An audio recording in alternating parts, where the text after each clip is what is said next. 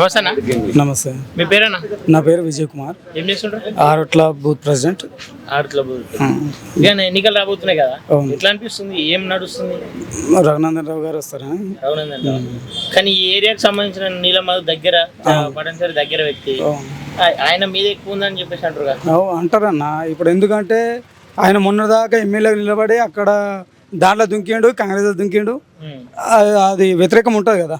ఇప్పుడు party jump, ఇప్పుడు దీంట్లోకి రాగానే దీంట్లో ఉన్నాడు. సరే అన్న, ఇంతకు ముందు కాంగ్రెస్ ఉండే, ఇప్పుడు కాంగ్రెస్ ఉంది ప్రభుత్వం, ఇంతకు ముందు బీఆర్ఎస్ ఉంది. ఈ రెండు ప్రభుత్వాలలో ఏది బెటర్ అనిపిస్తుంది? ఇప్పుడు ఇప్పుడు ఇప్పుడు కాంగ్రెస్ గెలిచి 6 నెలలు అవుతుందా? 4 నెలలు అవుతుంది. 4 నెలల ఏం తెలుసు బ్రదర్? తెలియదు కదా. సరే, ఈ 120-130 రోజులలో ఏదైనా మార్పులు, ఏదైతే అడుగులు అట్లా కనిపిస్తున్నాయి కదా, మార్పు అడుగులు ఏమైనా కనిపిస్తుందా? అంటే మార్పు దిశగా అంటే మనము టీఆర్ఎస్ ని పడగొట్టే మార్పు కనిపిస్తుంది. కానీ సరే, ఇప్పుడు బీఆర్ఎస్ నుండి ఉన్న అభ్యర్థి ఎవరైతే ఎంపీ అభ్యర్థి ఉండో ఈ ప్రాంతానికి 100 కోట్లు పెట్టి ఒక సంస్థ ఏర్పాటు చేసి ఇక్కడ ఉన్న యువత అందరికి ఉపాధి కల్పిస్తా అని చెప్పేసి అంటున్నారు. ఎట్లా? ఏం సంస్థ పెడతాడు ఆయన?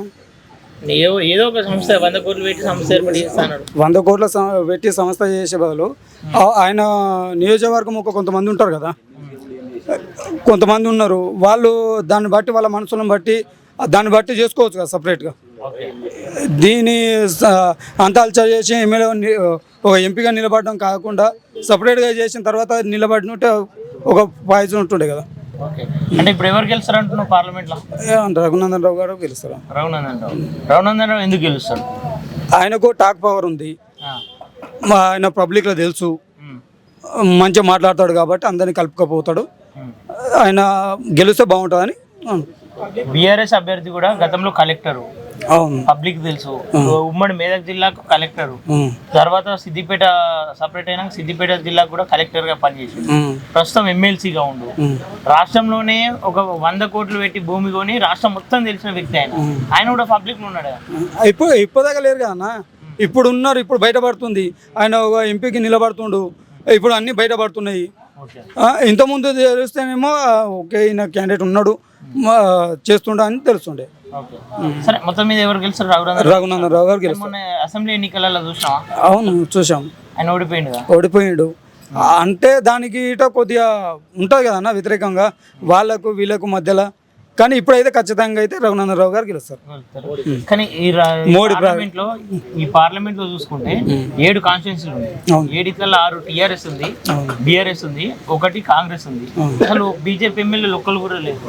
ఎట్లా సాధ్యమవుతుంది అన్న? ఇప్పుడు బీజేపీ ఎమ్మెల్యేలు మొన్నదాకా ఉండే, ఆయన పోయిండు పిఎంఆర్, ఆయన ఉండి పోయిండు. ఆయన వచ్చిన దాకా ఇంకోళ్ళని పెడతారు కదా, ఆల్టర్నేట్ అయితే ఇంకోళ్ళు ఉంటారు కదా, మా వాళ్ళు తెస్తారు. ఎవరినైనా తీసుకొచ్చి పెట్టే అవకాశం దాన్ని బట్టి దానికి సపరేట్ ఉంటుంది. దానికి ఎందుకు గెలుస్తాం? మోడీ నరేంద్ర మోడీ ఏం చేసిండు? ఇప్పుడు నరేంద్ర మోడీ ఏం చేసిండు? ఉచిత బియ్యం ఇస్తుండే, రేషన్ బియ్యం. ఇంతకుముందు ఇందిరాగాంధీ ఇచ్చింది రూపాయి కిలో బియ్యం ఇచ్చింది. ఇప్పుడు బియ్యం ఉచితంగా ఇస్తుంది కదా. కరోనా టైం నుంచి ఉచిత బియ్యం ఒకటి, అది ఎవరు చెప్పుకోవట్లేరే. అదొకటి చేసుకో. ఇంకోటి 5 ఏళ్ళ రామ మందిరం కడతామన్నా, ఇప్పటివరకు ఎవరు కట్టలేరు. అదొకటి చాలు కదా. ఇప్పుడు నరేంద్ర మోడీ ఓటు వేయడానికి కారణం 5 రామ మందిరం. బస్.